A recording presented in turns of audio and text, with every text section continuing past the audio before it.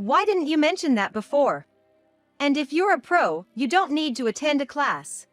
You just wanted to show off in front of everyone, didn't you?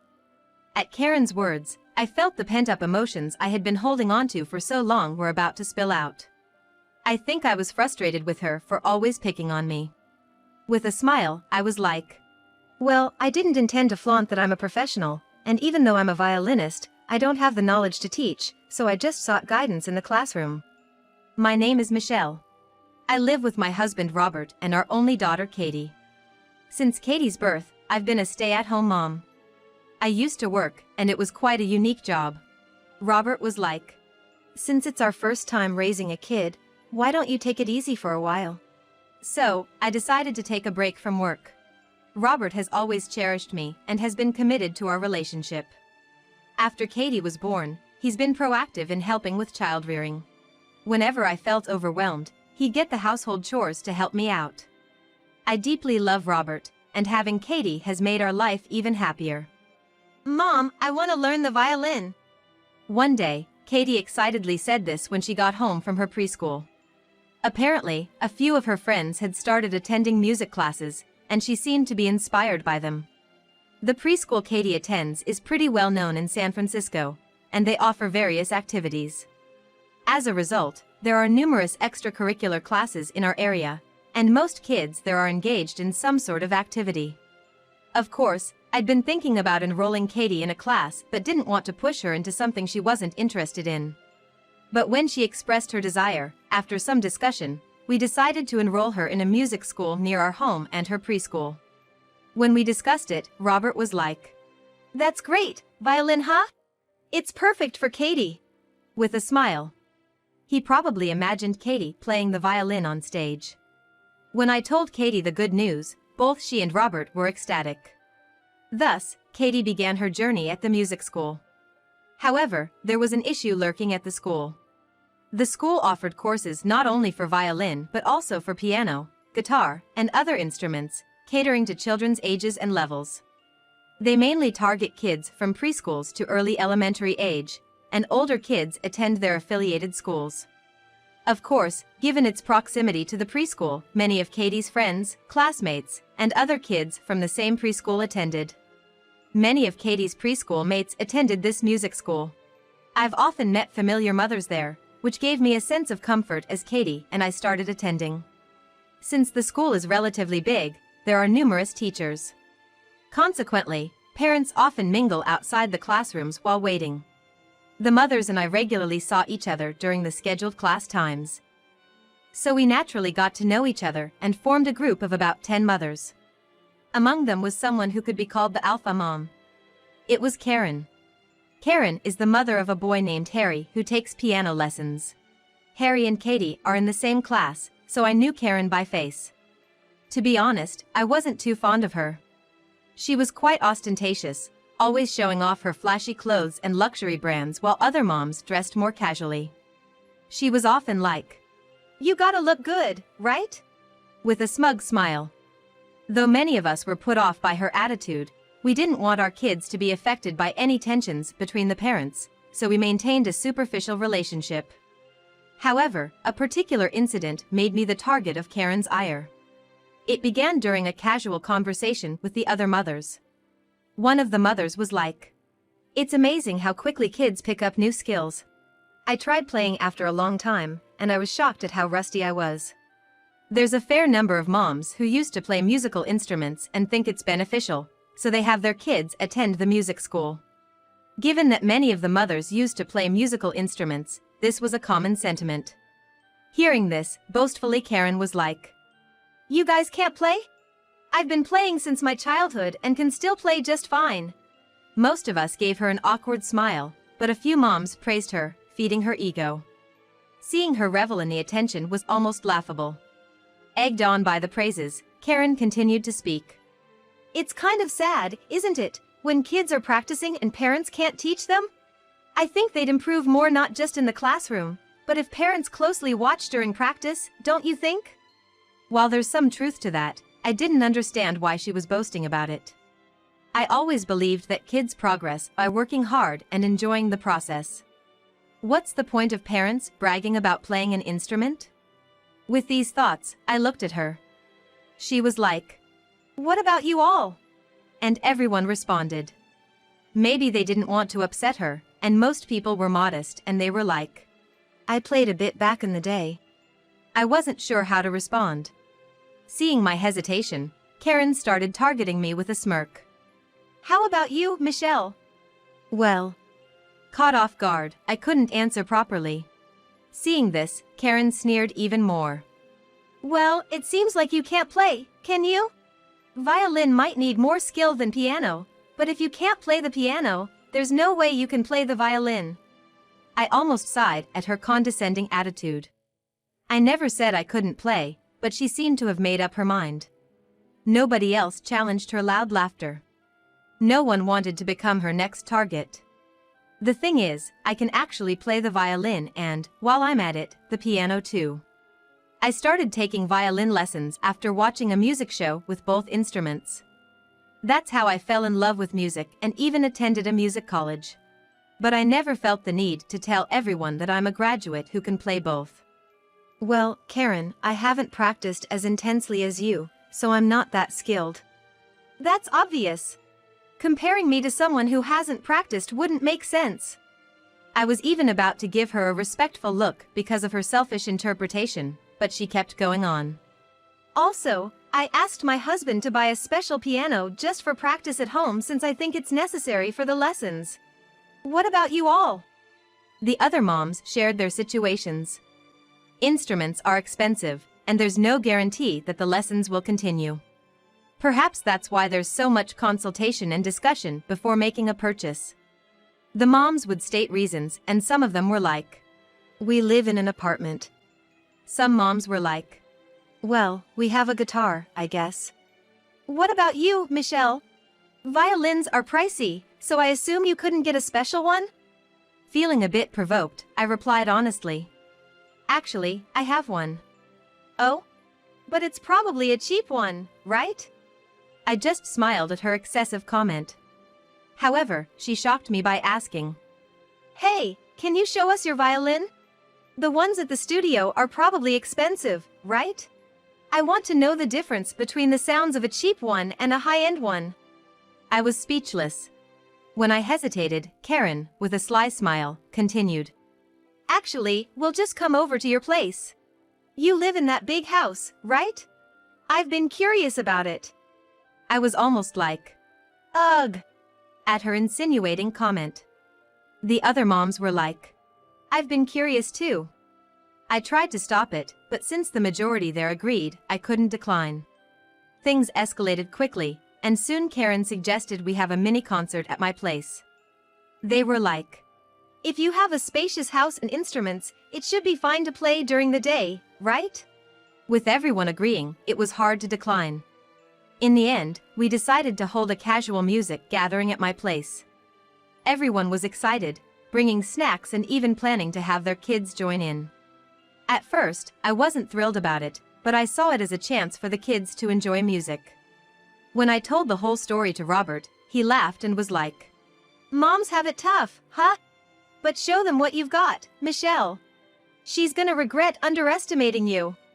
Surprisingly, the one I might fear the most could be the husband.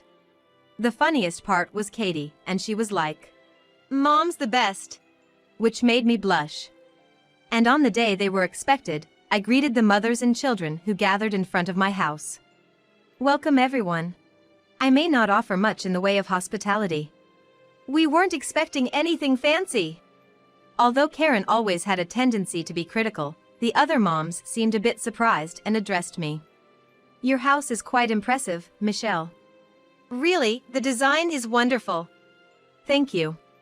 Perhaps finding this amusing, Karen audibly huffed and turned away. I truly wondered who the real child was here. As I guided them into one of the rooms, everyone's expressions changed. "That's a huge piano. Just like the ones in the music schools." Before the moms could say anything, the children burst out in excitement, their eyes shining brightly as they gazed at the grand piano in the room. The room I showed them was soundproofed and spacious, with a grand piano placed inside. This space was designed when we moved in here. Robert was like, Michelle should definitely have a place to relax and play music. I remember shedding tears of joy when I was surprised by this. The piano itself was a gift from Robert's father when the house was being built. Given that my father-in-law was in the music business, he seemed pleased to offer it. Although initially, I felt it was too grand a gift and I was like, I truly don't deserve this. But he was like, all I wish is for you to make beautiful music here. It'll be wonderful if it can serve its purpose when we have grandchildren. Your piano is huge, Katie. For someone not majoring in piano, it's impressive. Seriously, my house just has a much smaller piano. Listening to the words of the children and Harry, Karen had a look of envy. By smaller piano, she probably meant an upright or digital one. I thought that was enough, but maybe her pride just couldn't accept it. Wait, there are smaller pianos than this? Katie, during her violin practice, always used a grand piano in the classroom. She probably had never seen any other kind of piano. Of course, she must have encountered digital pianos in places like preschool, but she might see them as different. But having such a big piano is meaningless if you can't play it, and Katie, you're in violin, right? What a waste. Anyway, let's put this piano to good use. Thus began the music session initiated by Karen. Those in the guitar class mostly brought their own and they were like, well, there are cheaper ones out there. For the violin class, not many had their own, but since I had one for practice, I lent it out. The moms showcased what could be considered the fruits of their practice. Songs like Twinkle, Twinkle, Little Star and Edipurka echoed, played with all the hard work from amateurs to those with experience. The kids, however, seemed less interested, diving into the snacks that were brought and beginning to play. Then, it was Karen's turn. She took a seat at the piano, took a deliberately deep breath, and placed her hands on the keys. The other moms knew they had to pay close attention to her performance, knowing the potential fallout later if they didn't. And the piano slowly came to life. Upon hearing the notes, including myself, the moms frowned a bit. For someone who bragged so much about her skills, Karen's playing honestly wasn't that great and felt somewhat disjointed. Frankly, some of the other moms probably played the piano better. The classical piece she chose also sounded rather crude because it didn't match her skill level. Even the children were like, that's a strange piece, isn't it? As Karen finished her piece, we all clapped and were like, that was amazing. With a smug look, she was like, I guess I'm just not used to this piano. I couldn't play as well as I usually do. I found that hard to believe since the piano's keys moved so smoothly. The thought crossed my mind, but I just clapped without saying a word. Finally, it was my turn. With a triumphant smirk, Karen was like, now it's your turn, Michelle. She still thought I wasn't able to play well, perhaps contemplating how to criticize my performance. First off, with such a pristine environment and the presence of a grand piano and violin, I wondered how one could think that I couldn't play at all. With that thought, I fetched a case from the storage inside the soundproof room. Everyone looked on with curiosity, and I took a violin out of it. Oh, that violin is... Oh, yeah, I just thought I'd be more comfortable with this one.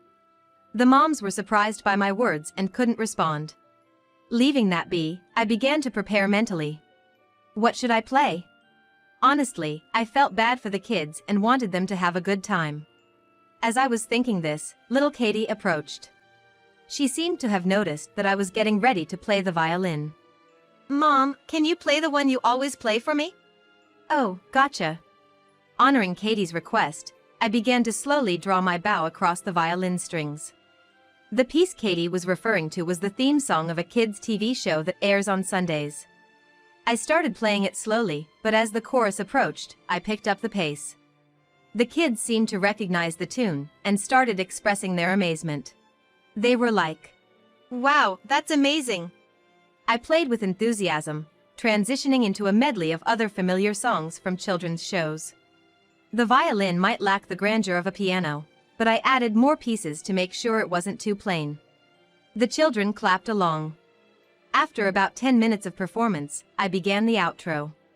As I set the violin down, the kids rushed over and were like, "That was amazing! How can you play so many songs? I want to play too." The moms gathered around and were like, "That was truly spectacular! I'm in awe!" Praised my skills. Chuckling, I was like, "Thank you." Harry was like, "Hey, why is Katie's mom so skilled? You're like a pro." And the other moms nodded in agreement. At that, Katie blurted out, "Well, my mom is a pro." "Huh? What do you mean by pro?" The room was filled with astonishment. "Wait, Michelle, you're a professional violinist?" "Oh, yeah, technically. I've taken a break from performing because of child-rearing. I used to be active as a violinist." Karen, cutting off the compliments from the other moms and kids, burst out, "Why didn't you say that earlier? If you're a pro, there's no need for you to attend classes. You just wanted to show off and steal the spotlight, didn't you?" Karen's words made me feel a rush of emotions that I had been holding up until that time. I had always been annoyed by her baseless accusations.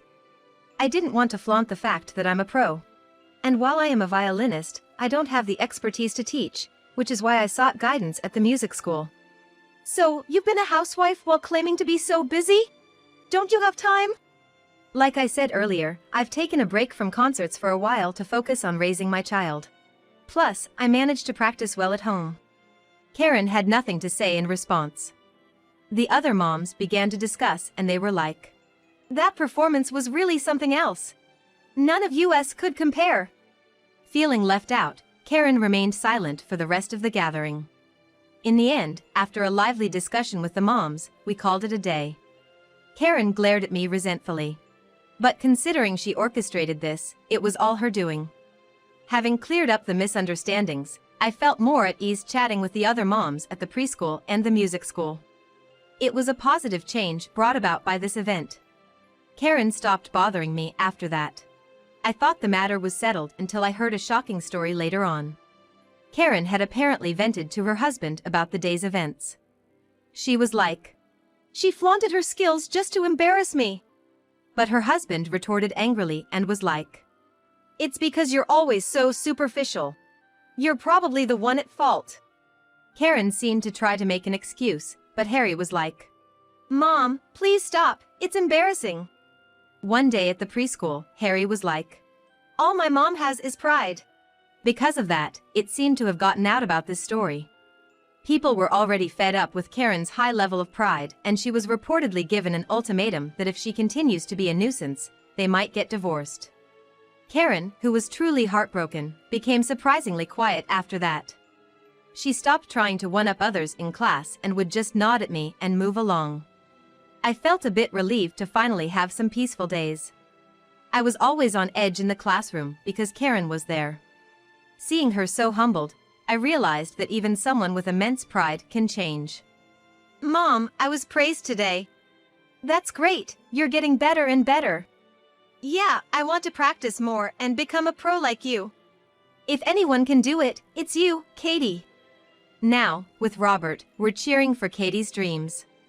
Whether it's in the classroom or at the preschool, life has become much more relaxed, and we're living happily. Now that things have settled down a bit, I've started planning concerts again after a long time. While enjoying these fulfilling days, I'm gonna keep doing my best as a mom.